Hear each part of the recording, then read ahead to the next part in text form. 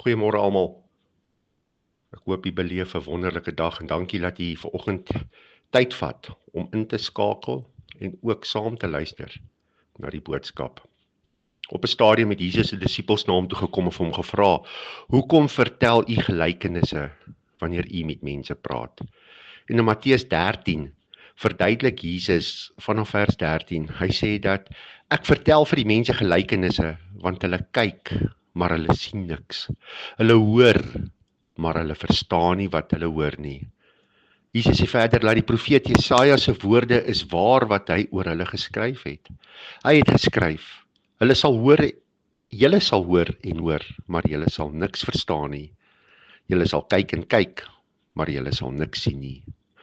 Verder het Jesus vir hulle gesê: julle, die disippels, is gelukkige mense, want julle oë kan sien en julle ore kan hoor en julle kan verstaan.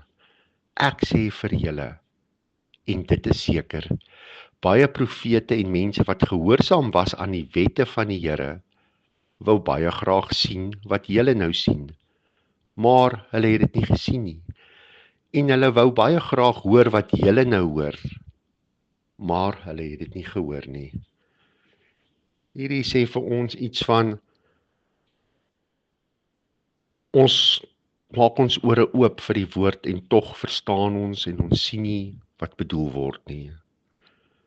En Jesus het dit afgebreek en 'n storie vertel. Sondag se prediking gaan juis oor die storie van 'n boer wat saad gesaai het in sy land. En tussen die saad het daar onkruid opgekom.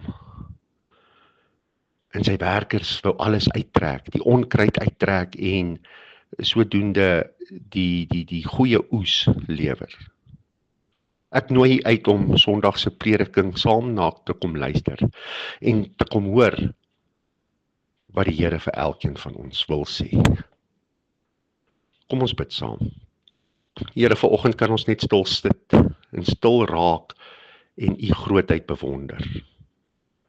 En ons kan net weer opnuut besef dat dit wat ons is net genade en dit wat ons het is geleen. En daarom kom die woorde uit ons hart uit deur te sê baie dankie. Amen.